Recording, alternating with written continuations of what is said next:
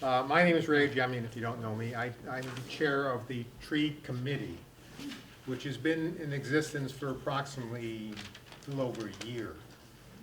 It came about, excuse me, when one of the large projects that came before the town from the planning board, they wanted to cut 8 acres of trees, clear cutting them down.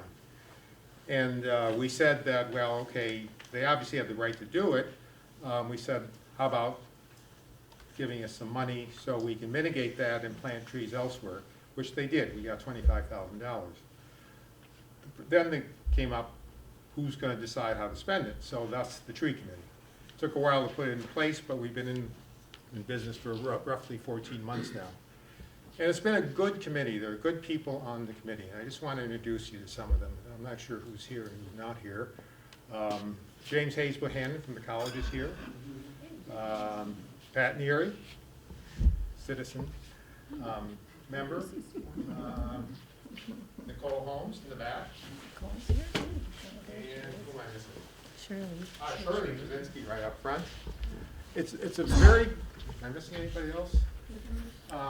It's a committee designed to have a member from boards that have some contact with trees. In other words, the planning board, the open space committee, what else? EIA?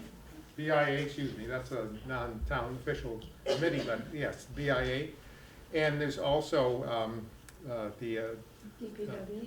pardon me? DPW? That's right, the road DPW is on it also. So it's a good committee so we can cover all our bases. And we've done, I think, quite a bit. We're working on a number of projects in terms of revising the tree ordinance for the town. We're also working, which may help with, we're trying to move the town to reinstitute a forestry department with a paid tree warden. Right now, we do not have a forestry department. West Bridgewater does.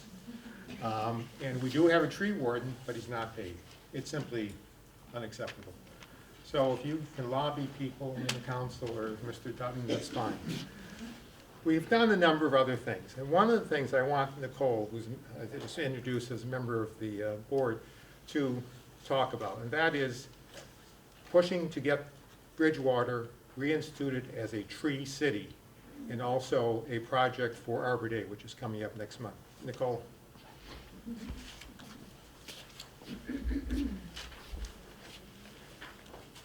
Thanks, Ray.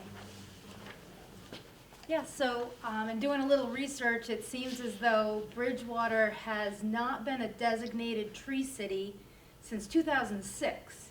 So part of one of our first initiatives last year, when our committee officially formed, was to get that back on track. And one of the primary requirements is to actually have an Arbor Day proclamation, and the town council was able to do so. So we had an Arbor Day proclamation and an Arbor Day celebration last April. It was very small, and we're hoping to amp it up a bit, but we did meet all of the requirements and got all the paperwork in by December. Unfortunately, it's like still pending, things are moving slow these days, but it's gone through the state, and we're just kind of waiting for that final designation.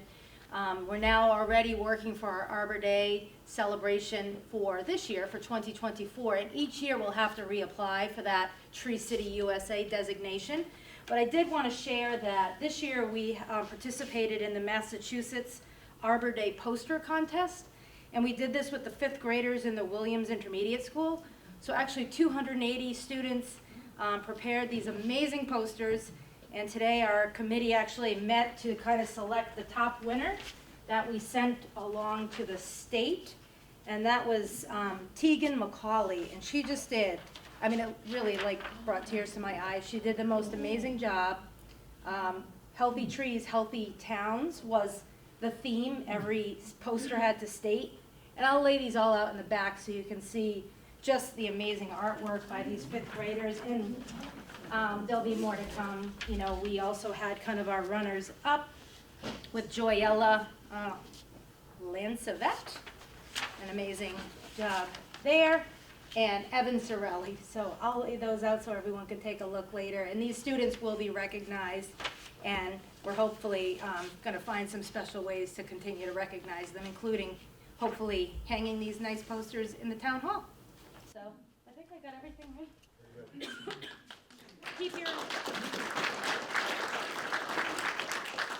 Keep your ears open for anything related to Arbor Day. We'd love to have a little bit of a bigger celebration this year, and everyone would be invited. And by the way, we are a committee. We work together. Nicole did everything herself. She gets all the credit. If we become a tree city next month, she did it. Nobody else helped it. I'm serious. I'm not joking. All right, we have two speakers. And beards are required, by the way. Ron Akshar from the college will speak first about the importance of trees. And then Ryan, there it goes. Ryan Fawcett will speak regarding the planting and care of trees. So, and we'll have questions after, and we'll also just mention the fact that the town does have bylaws with regard to public trees, and you should be aware of them, because there are private trees on your lot, and there are public trees which are not yours. So, Good. go ahead, Ron. And we'll see if we can make this transition smooth. But we'll give it a try. Yeah, anyway, this so. technology. You're gonna lose that for a minute, so and know that that goes away.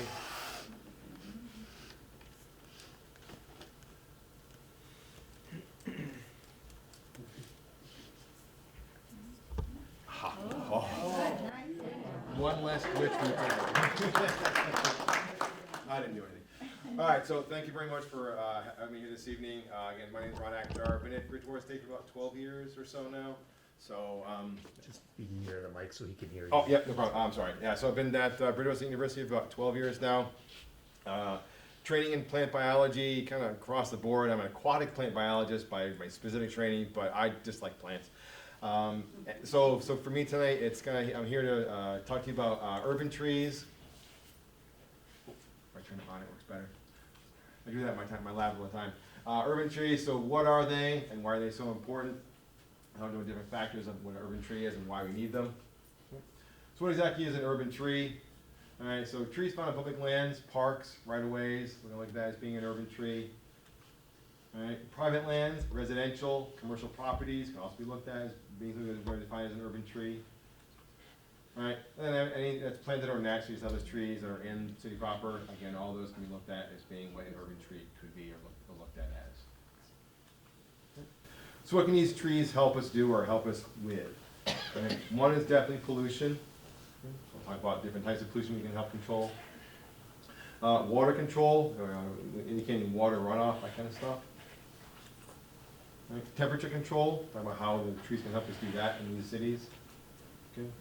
Human health, and again that was mentioned, I think the title or the theme of that poster was on health and whatnot, so it's wonderful. Good? All right. Usually don't worry about it. Usually I talk loud and everybody can hear me, so. All right, and then species diversity, we'll also talk about that real quick. So talking about pollution control, right, so things we can help is reducing air pollution or increasing air quality, reducing water pollutants and increasing water quality, reducing soil pollutants, reducing noise pollution, maybe not one you even thought of. And I'm not going to show a lot of statistics per se, because there's so much that's out there that we could flood you in your brains with all kinds of numbers. But I found a couple of different slides I thought were pretty interesting. So these are the 20 worst cities worldwide for air pollution. And across those, annual mean micrograms per cubic meter of PM10. PM10 refers to particulate matter less than 10 microns. All right, so that's really small. All right, so and looks like on here, Onitsha, Nigeria ends up being on top of about 594 micrograms per cubic meter, all the way down to a city in Iran as being the 20 worst cities worldwide in general for air pollution. If we look at air pollution with respect to numbers of asthma cases, so increasing in asthma numbers, all right, a little bit of a shift. Lima, Peru is on top, but you notice some cities in the U.S. start popping in. So we have things like, doesn't show up on the screen, does it? Here, but does it? You guys see the No, little what's point? on the screen? Is it there? No, Doesn't it's show. not showing. All right, so it's like it disappears. Los Angeles at 5:30 and New York also right there at 5:30. Philippines are on there. Toronto, Canada is on there. Quite a few cities in China are also starting to pop up. So again, this is a number of cases of asthma per 1,000 children per year. So example, Central Park, I think most of us know what that is, where it is.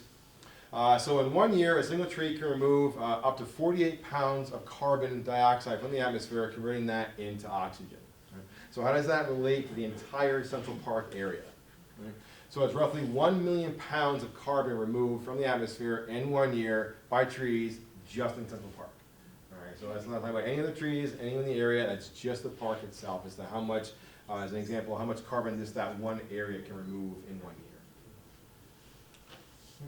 So what are these pollutants that we're talking about exactly removing besides those particulate matter? Excess carbon dioxide. We don't want too much carbon dioxide. It's a greenhouse gas. We want to make sure we keep those levels down. Right? Ozone, so O3. Sulfur dioxide, SO2. Nitrogen dioxide, NO2. And again, that fine particulate matter, anything less than 10 microns, removing that material from the air. So we don't want to have that in there. It's going to cause problems with our respiratory system. Bless you. Right? So how are these plants actually removing the air pollution? Right? So gases are going to be removed directly by the plants uptaking those gases to their stomates. Those who don't know what a stomate is, it's little tiny holes in the bottom of the leaves where the gases go into and out of the leaves. Right? And they're going to convert those products, those gases, into usable forms for the plant. So it's going to take the nitrogen dioxide, it's going to take the sulfur dioxide, it's going to take the carbon dioxide, and it's going to convert all of those gases into forms that the plant can actually be able to utilize, and then those materials get put back in the environment into utilizable forms. Okay. Particulate matter, so those little PM10s, several ways. One, dispersion by the canopy of the trees themselves. So as that cloud of particulate matter hits the canopy, it gets dispersed throughout the canopy itself and then diluted into the atmosphere. Another way is that once those particles actually hit the trees themselves, they land on the leaves or on the bark or on the limbs, and then when it rains, those particulate matters get washed out and then down onto the soil, right, and get removed from the air that way. So I got a few things here in the National Park Service. All these parks are in and around the Washington, D.C., Alexandria, Virginia area. So just so you know about what we're talking about in the country. So total air pollution removal by kilograms per year. Down here at Prince Williams Forest Park, again, it doesn't show up. Almost 350,000 kilograms per year of total air pollution is removed by that park, just that park alone. Right? If we look at rates, right, one of the best parks by rate, not necessarily total numbers, but the one that removes the stuff the fastest, is Rock Creek Park, which is in and around the D.C. area. So it's removing a little over 100 kilograms per hectare per year. All right, so again, removing quite a bit of material. Right. So what are some of the things that these trees can help us do with reducing soil pollution? All right, so first of all, reduce the amount of runoff, which in turn reduces the amount of pollutants that are getting from our hard surfaces and whatnot into our stormwater drains. So we're trying to reduce the total number of pollutants that are just getting washed into the storm system in the first place.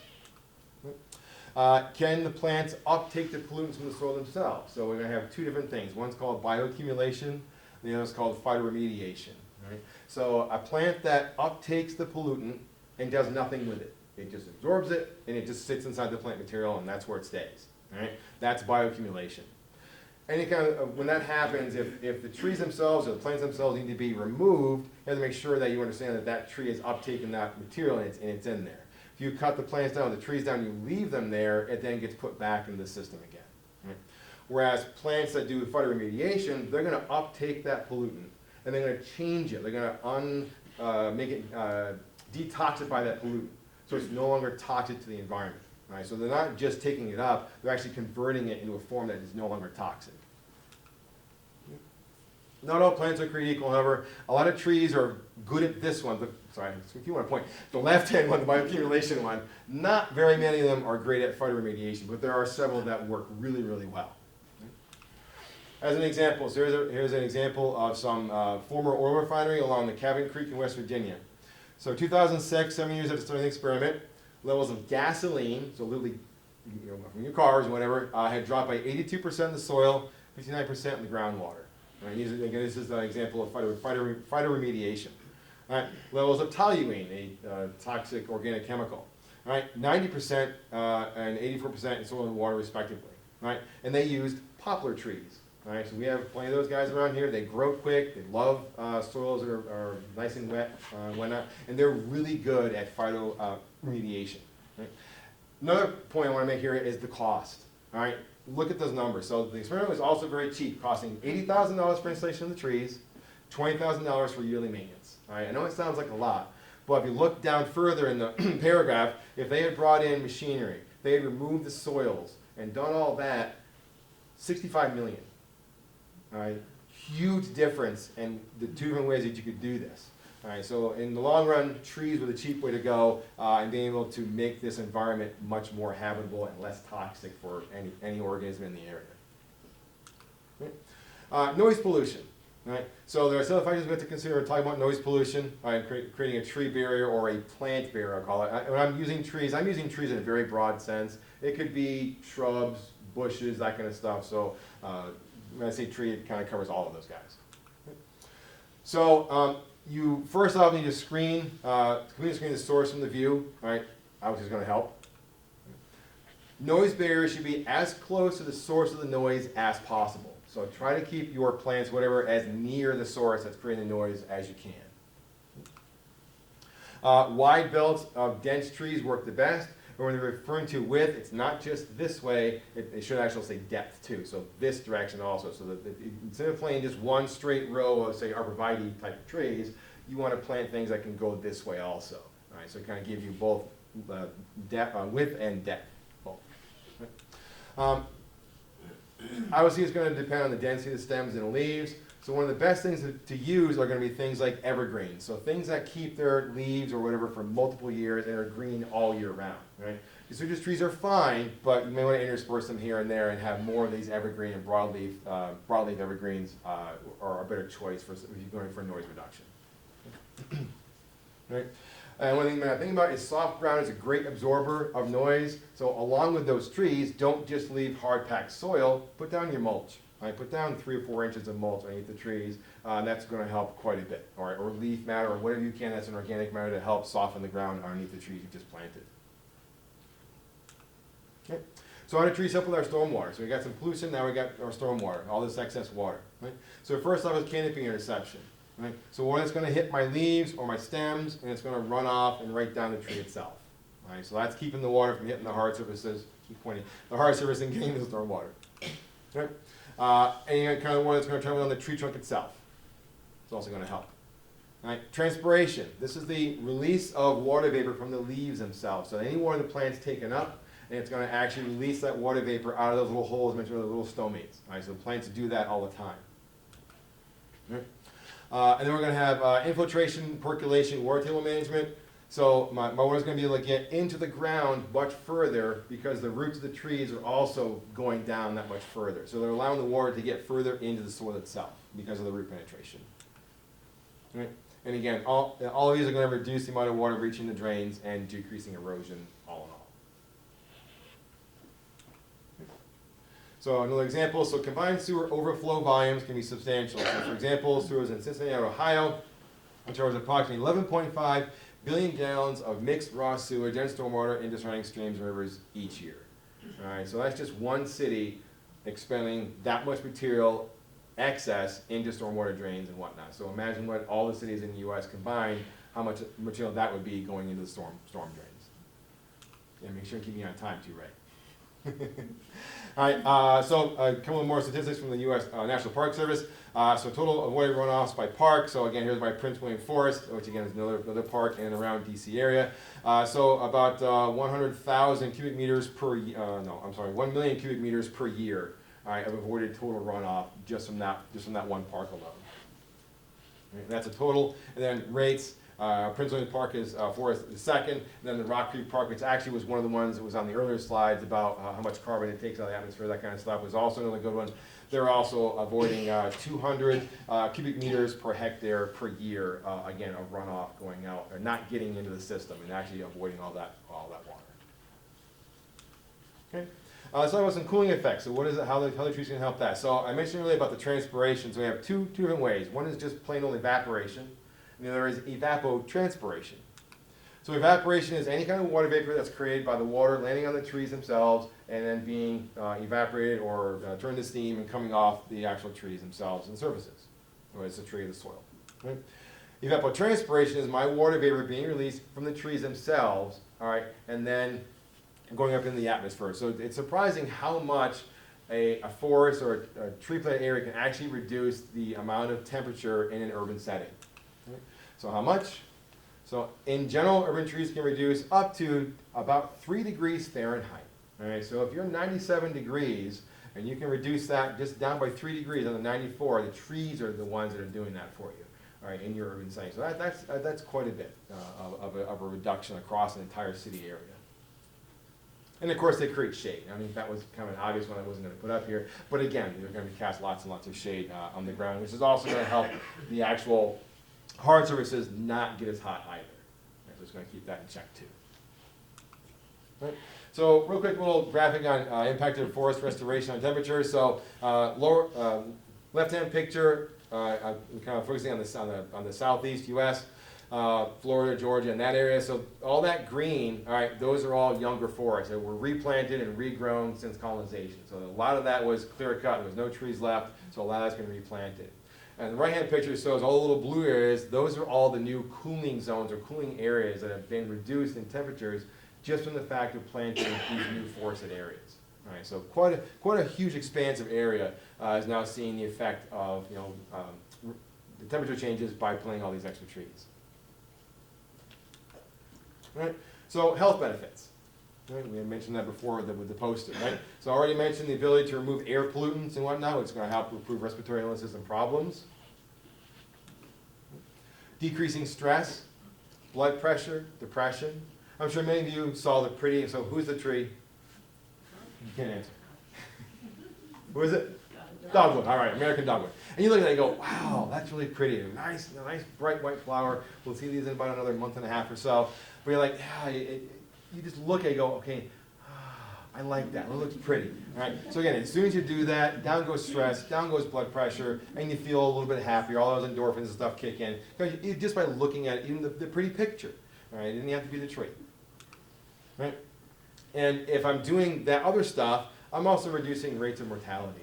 Right? People are less likely to commit suicide if you have less depression, so on and so forth. So we also do that too. And if you're healthier with less particular pollutants and stuff, that's also going to decrease mortality. Right? Increasing a sense of community, happiness, mental ability. Right? So the fact that you feel like you have a commitment or a link to the community that these trees are in.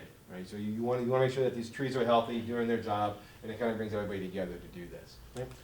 And then I know a person in this room will love my last one that's on the list. All right, promotes physical activity.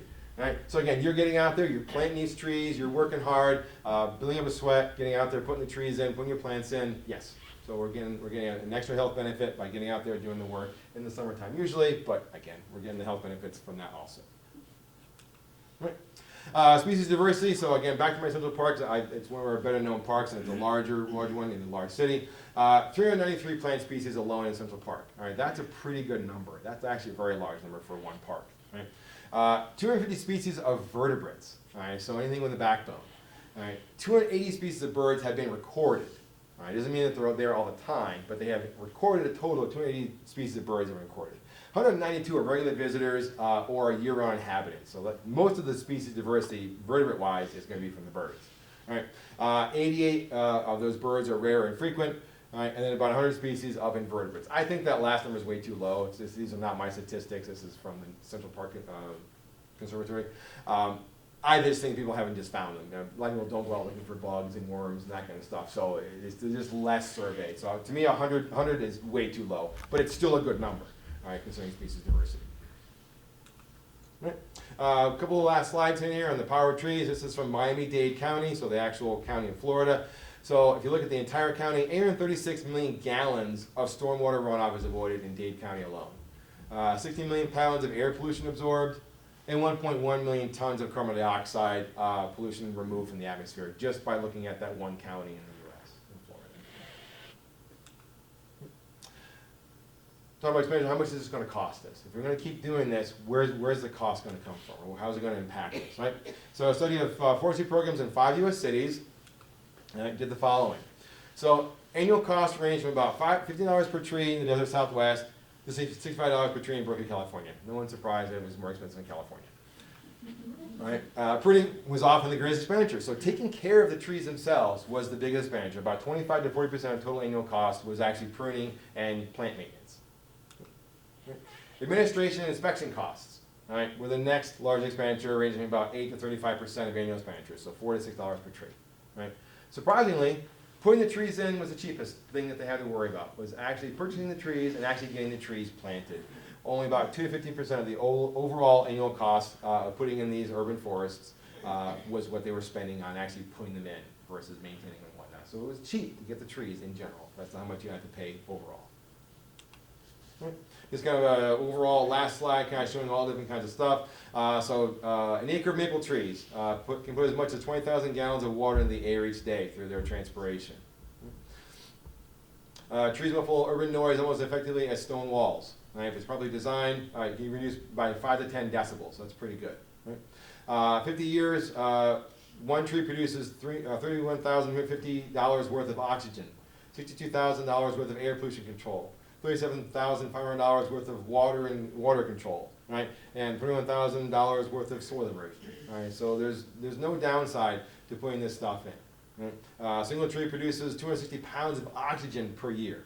2 mature trees provide enough oxygen for a family of 4. All right, so again, there's no downside to putting this stuff in. Then some last resource links. So again, anything I got for this presentation came from one of these links somewhere. So there's lots of more information that's out there. I kind of picked and chose what I was going to present tonight. But these all have a ton of extra material and information that's out there if you guys want to take a look at it. So is there a place I can send this to, Ray, so that everybody can have access to it? Send it to you. All right, so I'll make sure that Ray gets it, and then he'll make sure that everybody else who's here tonight also gets a copy of the PowerPoint and links. Thank you. Oh, absolutely.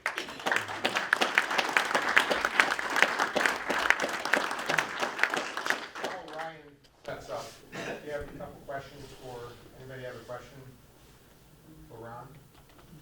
It was a great presentation. Thank you. Yeah, Steve? I was just wondering about when they replanted that in the southeast, did they do a species diversity type of planting? Unlike a lot of the logging, the problems that we had was that it was a single species that was planted for that reforestation Yeah. efforts, and then Yeah, no, they looked at species diversity overall, so it wasn't just looking at, putting in, southern yellow pine for paper production. No, it was an overall species examination versus just looking at plantation type plantings. Are you all set? I'm all set, but if you want to take more questions. No, any more questions, let me know. I'm ask. By the way, I didn't tell you. One of the technology parts is I have a nephew in Colorado who has a PhD in forestry. He's obviously not presenting, but he's supposedly hearing what's going on, so he'll be able to comment during. I don't know if this is working or not, but we'll see at the end. Ryan, you're on. Okay. All right. Good evening, everybody. Ryan with an R, not Brian. Someone said Brian. I got to correct that. I have a confession.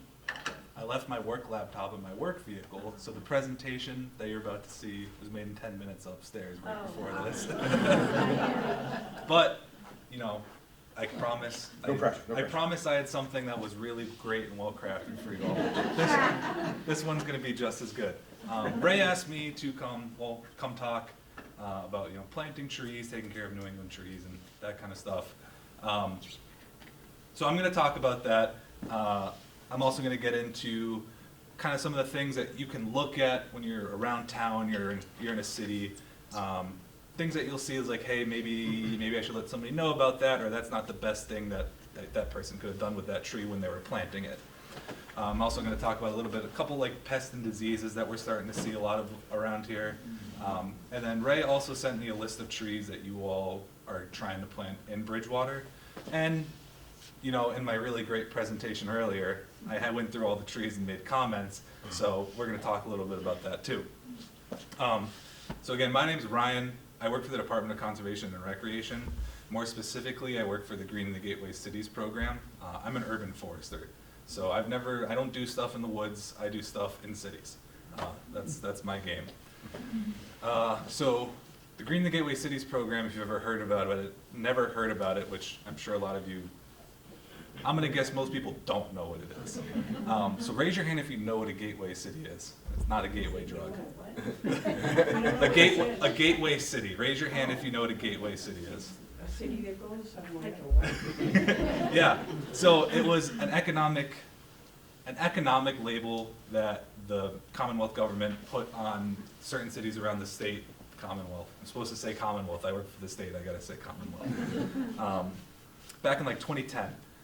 And so it's cities where the median household income is lower than the state median household income. Cities that are below 250,000 people, and a couple other things, but those are like the two big ones. So it's a lot of your post-industrial cities throughout the state. In our area, southeastern Massachusetts, which is my realm, it's like Quincy, Taunton, Fall River, New Bedford, Brockton, definitely. And so our program, we started off planting in these cities. We picked like a 500-acre zone in each of these cities to plant trees in.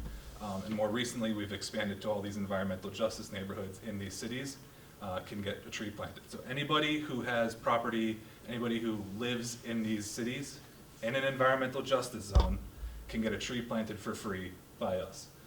It's a really great program. We've just hit 40,000 trees planted throughout the state, which is huge. Especially because we do a really good job planting trees, and our whole thing is the right tree, right place, and growing the canopy. So we're really focusing on planting these big trees like oaks and maples and tulip trees, not little dinky ones like cherry trees. So that's what I do. It's pretty fun. I really like it. But it's been crazy lately because spring planting season's coming up, which is why I forgot my laptop. So we're doing hiring, we're doing all this stuff. So if anybody knows somebody that is looking to get into the field, looking to get into tree planting or urban forestry, we are hiring people around here in all these cities, and we're doing a big hiring push right now. So you can go onto masscareers.com or tell someone to look up Green in the Gateway Cities tree planting, and it's very easy to find our job postings. I have to make that pitch because we really need help. We could pay better, but So I want to talk about purchasing trees really quick. I know you all are eager to do tree planting, especially with Arbor Day coming up and the spring happening. And so I want to go through a couple of things that I, as a forester, look at when I am at the nursery, when I'm getting trees off the delivery truck. And again, these are more so visual examples. So, that's my contact information in case anybody wants it. I should have put that at the end, but again, this was made 10 minutes ago. Okay, so this is the first one. This is from a book called Tree Pruning by Ed Gilman. Ed Gilman's a really brilliant guy. He does a lot of stuff with tree pruning. And this just kind of talks about what you want the tree to look like when it's younger, or coming from the nursery. The biggest thing is you want the dominant leader. So trees, as you know, they want to grow up and out. They want to have a bunch of different stems and a bunch of different branches. This is great because we want trees to grow. We want them to be healthy and vigorous. But as they get older, they can develop kind of two big central leaders. And when that happens, it makes the joint, the attachment weaker, so they can fall apart easier. So when you're buying a tree when it's young, you really want to make sure that it's got one central leader. As you're going around outside and looking at new trees that are planted in your cities around here and in Bridgewater, it's really easy to see these codominant stems developing when they're younger. And it's me as a forester, I want to hear about it, because if I prune that tree right now, it takes me 10 seconds to make that fix. Whereas in 20 years in the future, I have to hire a guy with a bucket truck to come fix that tree. So, something to keep in mind to look out for. Another thing, this is really easy, broken branches. Sorry about the crappy slide. Broken branches here, if you see those around, don't just yank them off a tree. You kind of want to prune them with a pruning saw if possible, but again, you can let your tree warden know, or whoever's taking care of the trees in the city that you're in. And if you ever get a tree off a delivery, if you're ever going to get a tree from a nursery, this is obvious, I know. Don't buy a tree with broken branches. They shouldn't be selling you that. Another thing is crossing branches. So I don't know if you can see in this picture on the left here, it's not a good attachment. The branch kind of comes out, it was clearly broken at some point, and it wraps around the tree. When you have trees, branches that are going backwards or in a different direction, wrapping around the tree, it's going to result in a bad structure in the future. Another one of those things that you really want to look out for. Similar thing with, you can see on this picture on the right, there's all these clusters of branches together. It's not great. Pruning can really solve that. I'm not going to go into structural pruning right now because that's a whole like 4-hour thing I could talk to you about. Yeah. Ray told me to keep this to a 10 minutes, so I'm kind of going fast. 15. This on the left is a huge thing that we have a lot of problems with. If you can see, there's this dark area on this tree trunk.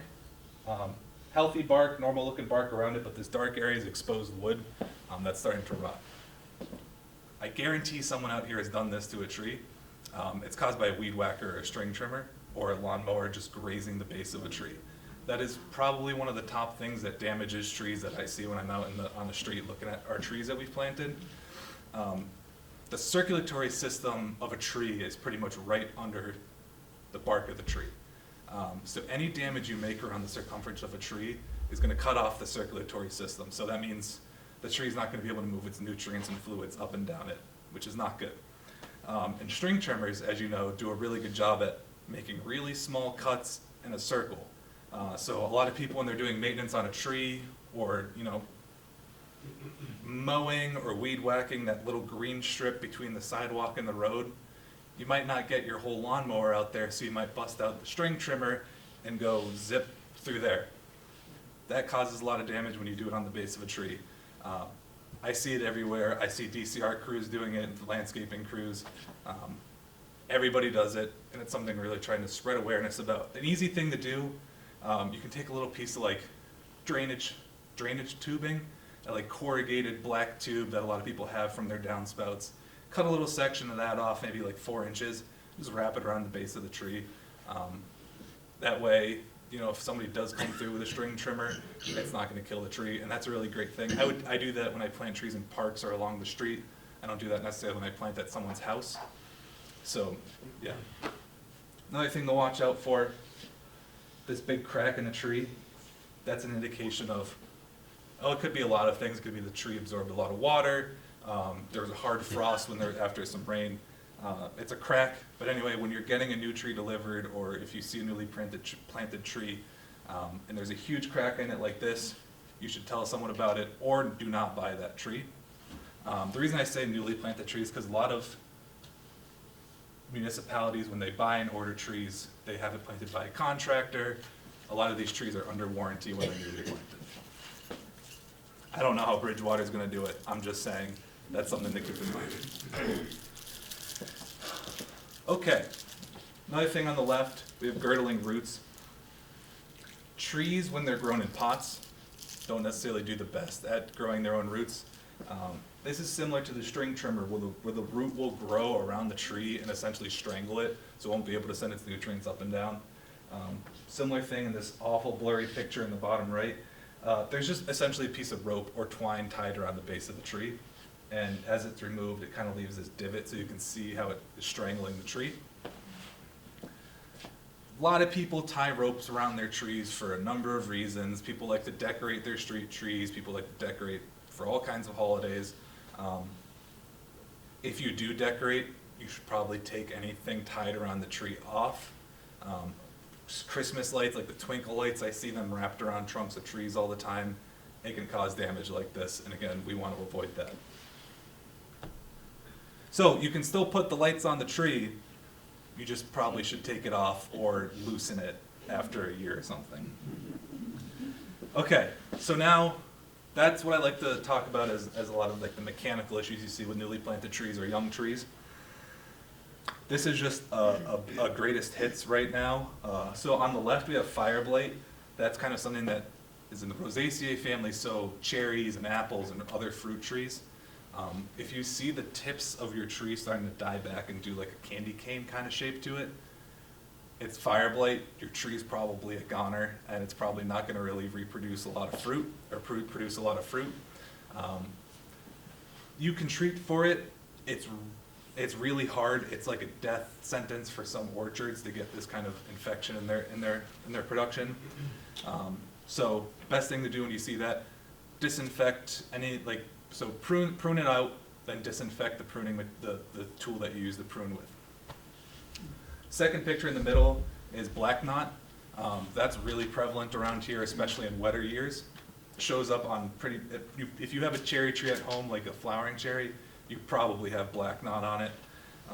It looks really gross. It'll girdle the tree, the stems of the tree. It'll start dieback of the branch that it's on.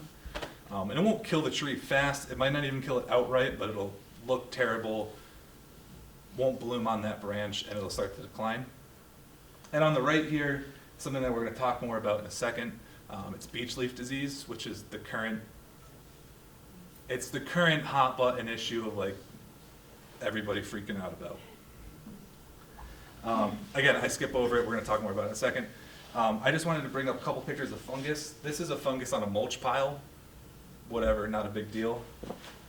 This is a fungus growing at the base of a tree. That's kind of where concern starts to come in, where there could be some kind of rot going on in the roots. And this is one of the best times where I want to talk about it. Do not let mulch touch the base of your tree. You don't want a volcano mulch. That's why this fungus is growing, because the mulch is piled up against the base of the tree. Every tree has a root flare, which is where it kind of flares out at the base. If you're walking in the woods, every tree has it, most trees have it. But if you're walking down the street or in someone's yard, their tree might look like a telephone pole going into the ground. That's not good. That's, again, I said the girdling's bad, but mulch volcanoes or too much mulch around the tree is kind of the #1 issue I see. And I see trees, if you pull it away, you can see the bark is flaking, it's starting to rot and decay. It's really bad. So what I like to say is leave a fist gap between the mulch and the base of the tree. A wide fist, not a short fist. Okay. I messed up my order on these slides, but that's okay. So this is the list of trees that Ray had sent me that Bridgewater is looking to plant. Quick breakdown of my color coding here, if I can. The green is things that gets the thumbs up from me. They're great trees, they're hardy, they're native. Yeah, all the ones that you have on here are native, depending on what you say about native. And the yellow ones are things that we have classified. So our planting program has preferred, secondary consideration, and use sparingly. Our program, again, places a really large emphasis on creating canopy. So the bigger trees are pretty much automatically preferred trees to plant. Here, we have something like the shadbush, serviceberry, amelanchier. I have that in green. It's a great native plant. It does really well in a lot of different settings, especially if you get the tree form of it instead of the bush form. You can use it as a street tree because you can still get that sight line under the canopy of the tree, the crown of the tree. I blacked out, or I oranged, redded out American beech and flowering cherry. I personally say I don't let anybody get a cherry because I get to work with homeowners to help them decide what tree they want when they're working in our program, and I always steer them away from cherry. Cherry is a shortly lived tree. It's got a lot of disease issues. It's really pretty flowers, but we have other things like serviceberry, redbud.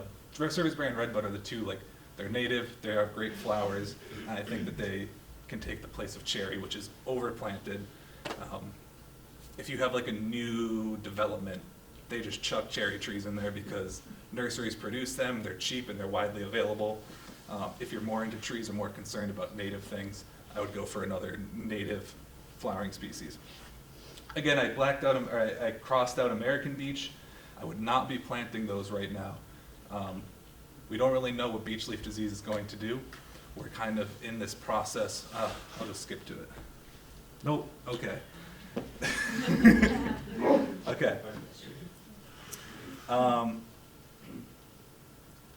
Again, okay, we'll talk about it more. Anyway, I wouldn't plant American beech right now. Other stuff, the red maple, the sugar maple, red maple is wicked overplanted. It's not, it does well for the most part. It's at risk when we talk about climate change and increasing temperatures. It doesn't do as well because the ones that we usually get from nurseries are from colder climates. There's something to be said if you wanted to buy a red maple that was grown in Georgia and bring it up here, maybe it would do a little bit better. And sourwood, I put that as yellow because I like planting sourwood, but I have not been able to find a nursery that sells sourwood for like 2 years at this point. And then American wild plum, I put that as yellow too because it suffers from a lot of those same disease issues that flowering cherry does. But some people like it, so I don't know. I hate those purple leaf plums. Those are one of my least favorite trees. Okay, moving on, spotted lanternfly. I thought beech leaf disease was next, but we're gonna do spotted lanternfly. This is a really bad pest. It attacks over 100 different species of trees, or species of plants, agricultural products like grapes and apples and hops. So it's really bad if it attacks grapes and hops.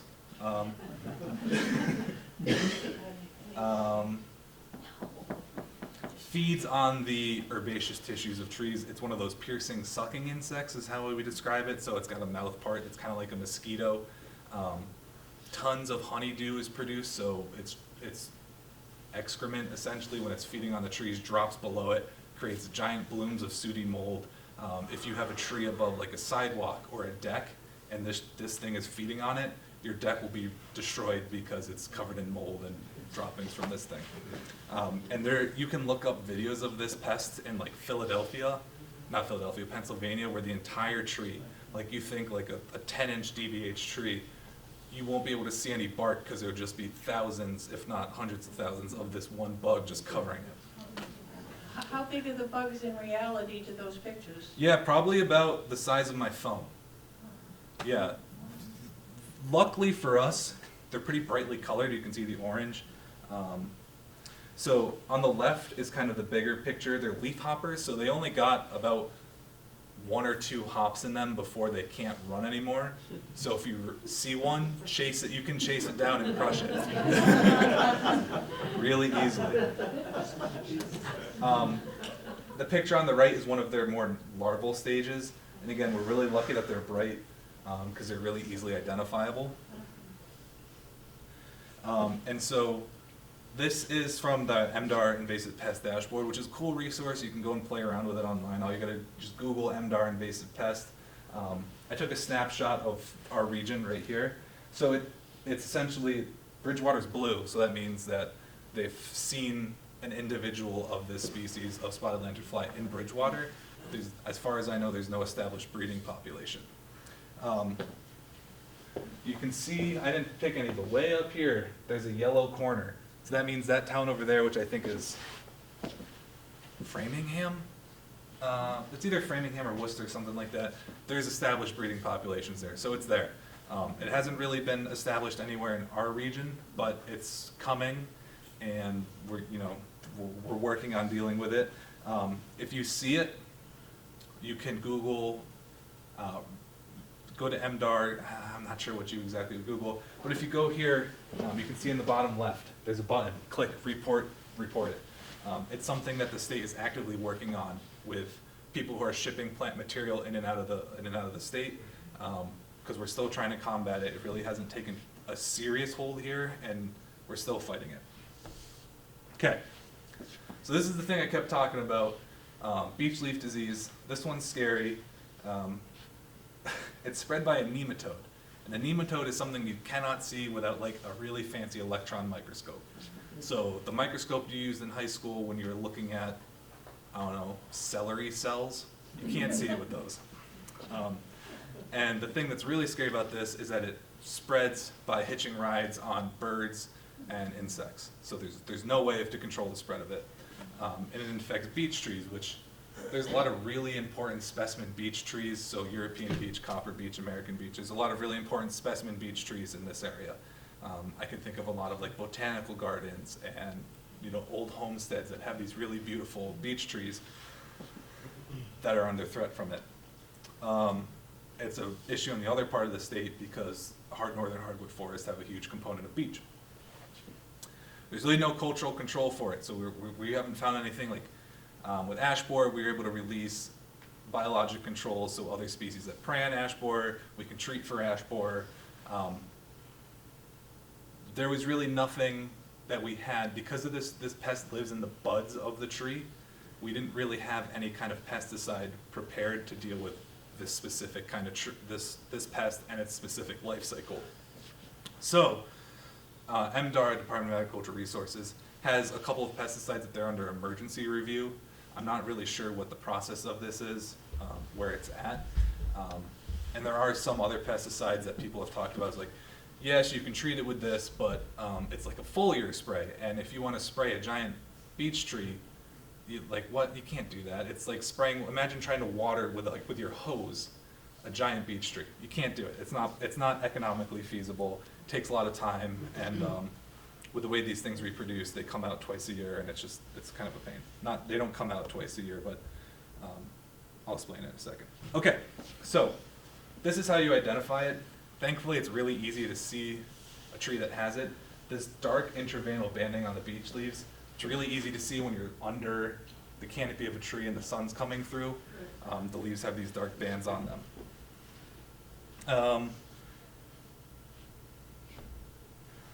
So what I talked about secondly, how it kind of affects twice. So the first flush of leaves, the first leaves that come out in the spring, will have that dark intraveinal banding. A tree can try, it'll drop its leaves if it's infected. That's not good because that's how trees, generate all their food, it's photosynthesis. It'll drop its leaves, and then the tree might try to put out a second flush of leaves. A lot of the times the leaves end up looking like this, so they're all contorted and not correct looking. So they're not the best, and a lot of times they'll end up dropping some of these because this pest lives in the bud of the tree, the leaf bud. It can just keeps reinfecting the leaves and keeps infecting the tree. Okay, that's the end. I want to leave a lot of time for questions.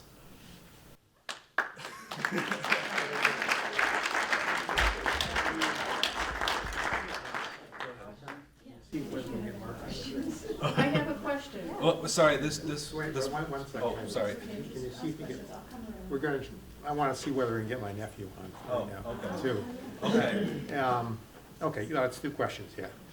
You mentioned having a fist width between the base of the tree and the mulch. I see a lot of people who want to mound up the mulch Yeah. and make a nice little kind of crown around their tree. I don't think that's good for the tree, and I wonder if you can emphasize what it might be that does the most harm. Yeah. So the question was that she sees a lot of people who mound the mulch up around the base of the tree. We call that volcano mulching. And the question was, how does that negatively impact the tree? And it's because it retains so much moisture, and as that mulch starts to break down, it also breaks down the bark of the tree. So if you go up to one of those trees and you pull away, I don't recommend doing this at someone's house, but if you go to like a shopping plaza and you pull away, Dunkin' Donuts does it all the time, all their trees are volcano mulched. You pull away that mulch, you'll see that the base of that tree has decay going on and that the bark is starting to fall apart and rot. Yeah. So it kills the tree eventually. Yep.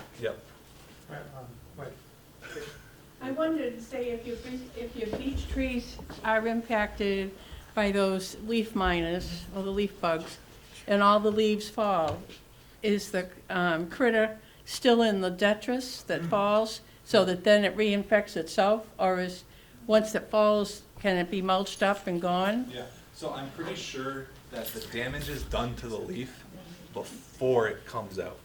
So it stays in the bud. And with beech trees, I'm pretty sure that they set their bud as soon as that leaf comes out, you can already see the other bud. So what about what falls? Is that contaminated? I don't think it is. No, I think it literally just lives in the twig and the bud of the tree. Yeah. Sorry, this one goes first. Just a question. I've noticed I looked at your list of trees there, I noticed. That's your list of trees. Our list of trees, it looks like sugar maples in that. Yeah. I've seen a lot of sugar maples near roads that have just died over the years. Yeah. I lived in an intersection that had a lot of salt and had tons of sugar maples up on South and Crescent Street. Most of them died off because, I believe it's the salt is killing them. So are they thinking about putting those things near roads, or where are they? I don't know exactly where they're planting. Yeah, I think that's up for you to decide. I would say I never put sugar maples as a street tree, because like you said, all right, so the question was, he saw sugar maples on on the list. Feels like salt kills sugar maples, and are we thinking about planting them on roads? No, nobody who knows enough about urban forestry would put a sugar maple as a street tree. Like you said, they're very, very susceptible to salt damage. I would wager that the sugar maples you see dying off were planted before the road was widened, so they were a little bit farther away from the road. Additionally, a lot of the sugar maples, and you have those allays, those rows of tree, they're all planted at the same time. And so they're all kind of reaching a maturity and starting to fall apart. Yeah. Ron, why don't you come up too, in case people have other questions about your presentation? I have questions for him, so. I'm gonna put him on the spot. Yeah. Go ahead. I do have other questions, that's all. I just have one quick question. Is there a list of the recommended trees on the MDAR site? Let me explain that. Your recommended trees are, the list of trees that Ron showed is the modified list that the tree committee did from the list we already have. And that list is for the planning board, since when a subdivision comes before the board, we require that a tree be planted every 40 feet. And we have a list of trees which the developer can use. Now, whether that list should be modified again, maybe we should. So that's where the list came from. Yeah. But as far as a list of recommended trees, if you go, so the UMass extension, I know this is a Bridgewater town, so I hate to bring up UMass. The UMass extension, they have a great resource for a lot of pest diseases and urban forestry. They have a list of recommended urban trees. That's easily accessible. Yep. You didn't mention about ground ivy. You have a lot of ground ivy that tends to climb trees. Is that harmful to the tree? Yes and no. It can be harmful in the fact that if you leave ground ivy, it can start to girdle the tree. It can retain moisture, which can lead to rot of the bark and the layer under the bark. Could also outcompete other trees, and ground ivy is difficult, right? It covers the ground, and so it can outcompete saplings or seedlings that might be trying to grow up, and so it's bad in that way. But again, damaging the tree itself, it could cause girdling around the tree. It could cause moisture retention, which could cause rot. Then also, if you really let it go long enough, I'm sure it could start competing with the actual tree itself for sunlight. Yeah. Is DCR or the NDAR doing anything to educate people about some of these little tricks, like not making volcanoes and whatever? How will people know that? I'm here. That's good, but most of us are not planting trees personally. But I'm thinking like landscapers and all the businesses out there, or even something like posting, again, on a Facebook page in a town, saying, oh, it's spring planting, here are 3 things you should or shouldn't do. Yeah, I think that's something that we are trying to do. Our program is urban community forestry, and urban forestry is it's a new thing that people are starting to care about. Right, it's only been in the past 10 years that this program has come online, and we've started getting money from the state and from the federal government to kind of do our whole thing. So we are trying, like we have all these fact sheets that we hand out back. We have a Facebook page where we try to talk about, we combine, because our Facebook page we have to try to advertise for our program, but then also educate about, volcano mulching and girdling your tree and proper tree pruning and things like that. On that point, Sam, not DCR, the Arbor Day Foundation allowed us to print their flyer on how to plant, and there's a bunch of them in the back. So, but your point is valid. Maybe we should be posting something on our pages. In other words, the tree committee should come up with something posted on the town website. Yeah. Good point.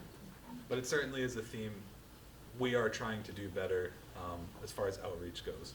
Yeah. And Mark is here. Mark, Does he want to add anything? I was just gonna ask, Oh, Ryan, right, so have you ever heard of a company called Mojay? So they're a pesticide company, but they use these things called injectors. So they're materials that you can actually put at the base of a tree, and the actual material gets taken up by the tree through these injectors that you put at the bottom. I don't know if they're coming up with anything against the nematodes, but it'd be obviously you can't do it on a forestry level, it's just not gonna happen. But if you're looking at specimen type trees or things that are planted in people's yards, that's a great way to try to get the pesticide into the tree without spraying it all over the entire tree itself. We actually used it for fire blight in an orchard I used to work at, and it worked really well. So I was surprised at how effective it ended up being, and it did take care of the fire blight pretty effectively. Yeah. So from a homeowner's point of view, it's a great item. Planting trees all over the place is not the best method in the world. On that point, it occurred to me, maybe 25 years ago, I was told you can use neotodes to kill grubs. right. Yeah, It so- works. I mean, it didn't work. I think the grubs ate the human. Yeah. But I'm surprised that it's considered invasive in a sense. Yeah, so for Ron's comment was about how we have technology where you drill little holes in the base of a tree and you can hook up tubes and pressurized system, and it'll push insecticide into the tree. It's like a systemic, so as the tree sucks up the water from its roots, it sucks up this insecticide and it goes to the rest of the tree. It works great for stuff like fire blight. Emerald ash borer is a real thing that we use it on. Woolly algae. Yep. Works good for woolly algae. Yeah. It's really important that we as arborists and practitioners, we have to follow the labels on all our pesticides.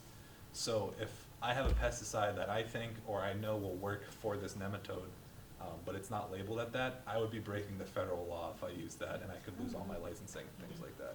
Which is why I talked about the emergency licensing that they're trying to do to relabel some of these pesticides for use with a nematode. Ray's comment was he thought nematodes could be used to kill grubs. That's what I was. This is just a different species. Okay. So a nematode is like a blanket. There's probably thousands of different species in there. Tens of thousands. Yeah. Yeah. Anybody else? Yeah. Ray? Yeah. Ron talked a lot about the condition of the trees nationwide and how we need to plant more. And I wondered if maybe Mark might be able to add something about the condition of the forests nationwide, if he knows anything about that. Let me, if he's, can do that. Okay, he's got his mic off. Can you hear me, Mark? Mark is in Colorado.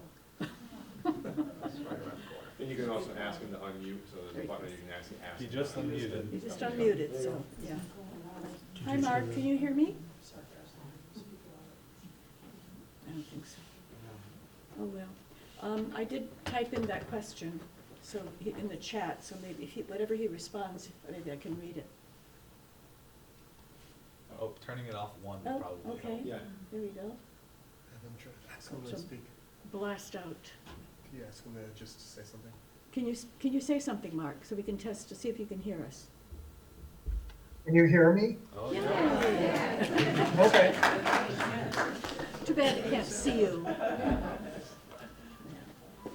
Did you? Yeah, well, being out west, we have a very different set of conditions. And fire is the big thing. That really is the game changer here. And that's also related in some areas to insect outbreaks. Pine beetle is all over the west now, and some of that is due to milder winters that we're getting.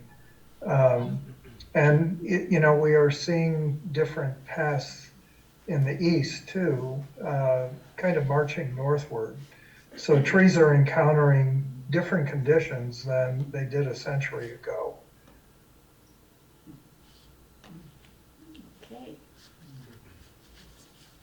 you want to add anything else, Mark? I wasn't supposed to be MC or anything here. It's okay. Anything else about, that you might have, as you were listening, that may have occurred to you, or?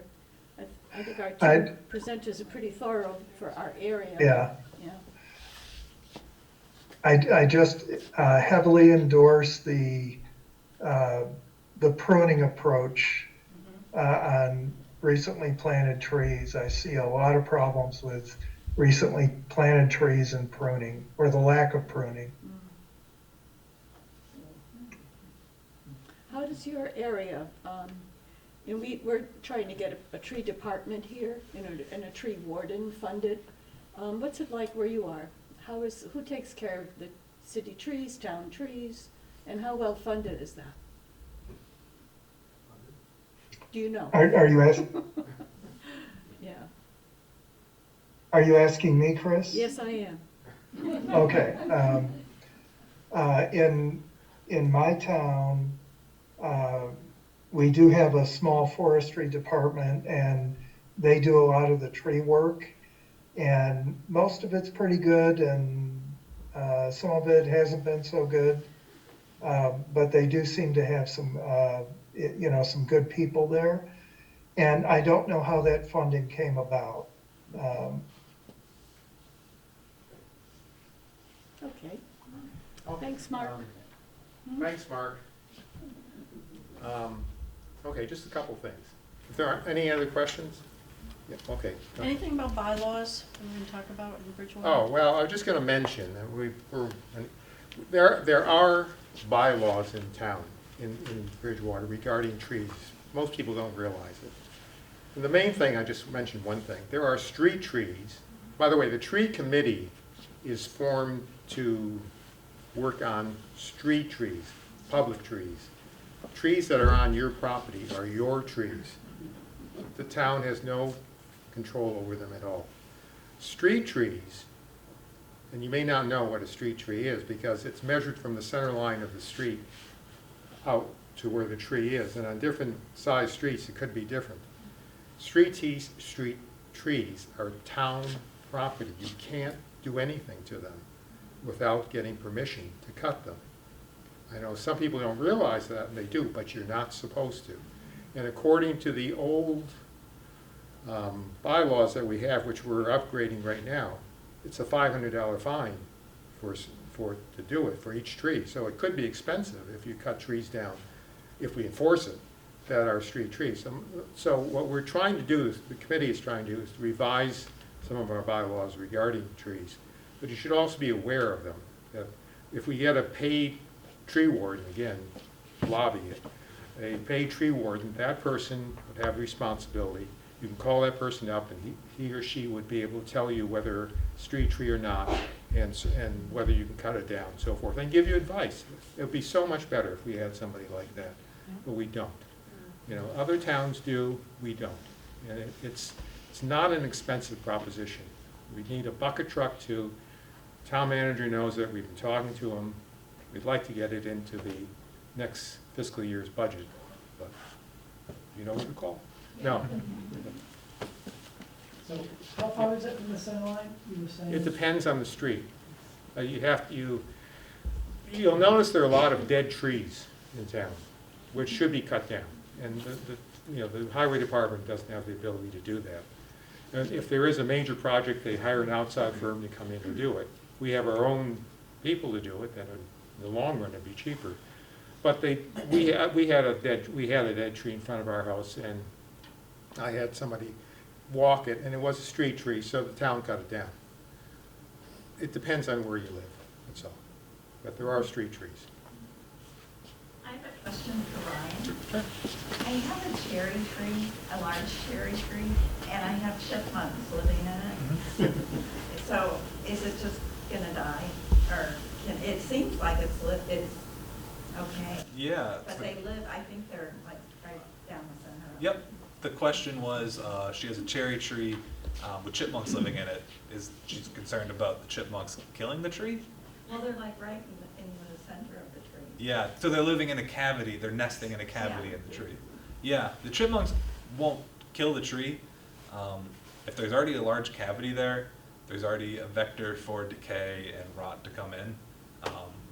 So I wouldn't be too concerned about that. What? What, is it a flowering cherry tree? Yeah, and Yeah. flower. Yeah, I would assume it's not that tall. Is it tall? Yeah. How, well, how tall? Tall for me is different from tall for you. Yeah, yeah. If you're concerned about it, like if you're concerned about the decay in the middle of a tree, I can't comment on that because I haven't seen the tree. And so what I would do is, if you're concerned about a tree with decay or a big cavity, and you're concerned that if it was to split in half or a large branch was to fall, and if it was going to hit your house or a car or a bench or something like that, I would call an arborist. Go get a certified arborist. You can look up people's licenses online very easily. And again, if you have a nice specimen tree that you're concerned about the decay on, they can come do a tree risk assessment for you. That brings up an interesting point, because we've had 2 trees break down and fall, once on our wires, and it was rotted in the inside, but you couldn't tell from the outside until Yep. it broke. You can't tell, can you? You can't really, sorry, does that answer your question? It does. I just had one more quick question. Can you grow magnolia trees here? Yeah, so I'm gonna No, go Ray By all first, because that's a different question. Yeah. Yeah, you can tell. It's really difficult. Some people, they get like a rubber mallet and they can put their ear on a tree and bang it, and they can hear the resonance of the decay inside. Yeah, but the neighbor's gonna call the psychiatrist up to come and get it. Exactly. Yeah, it's tough. I mean, you'd be surprised. This is the thing that all arborists always say is a lot of the strength of the tree comes from those few inches on the outside of the tree. So that internal wood isn't really providing that much structural support. It's the sapwood on the outside essentially that provides a lot of structural support. So you could have a tree with 90% decay in the middle, and it'll still be structurally sound in a storm or something. Yeah.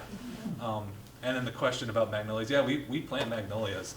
We don't do southern magnolias, which are the big grandiose ones that you see down like Virginia South. But like star magnolia, saucer magnolia, like lots of different flowering kinds of magnolia. Just, I say one comment on the magnolias. When it comes to flowering, about 1 out of every 5 years expect a good flower show. Only because they're highly prone to frost damage. So because we get the late frost and stuff, you'll get 1 year awesome flowering. You go in there and say, oh, these look great, I can't wait to plant these. And then the next 3 or 4 years, you're like, where do my flowers go? What's going on? Why are they all brown? Why do they all fall off? It's just because of the frost, right? And there is one southern magnolia in town. It's on Park Street, right next to the school. One of the professors here at the school, he actually planted it. It's doing okay. It's not going to get as big as it would down south, but it's surviving, and our winters have gotten so mild now that, yeah, it's actually surviving okay. There's, We have one right up front here. there's a fuzzy gray ball of something that seems to be developing on lots of trees. I remember years ago seeing it in the south. I believe because of climate change, it's creeping up here. What is it called, and what can you do, and how dangerous is it to the trees? Yeah, I have no idea what, I can imagine that there is something like that, but from that description, I can't accurately diagnose what it might be. You don't see anything new or different growing on your trees then? No, it could be a gall, which is like if you know what kind of tree it on, it could be a gall, which is kind of a natural thing up around here. There's wasps that lay their eggs in tree branches and cause these balls to form. There are trees, like a sweet gum has fuzzy balls as its Now, fruit. these are on sergeant cherries, mostly on the fruit trees. Yeah, I heard that.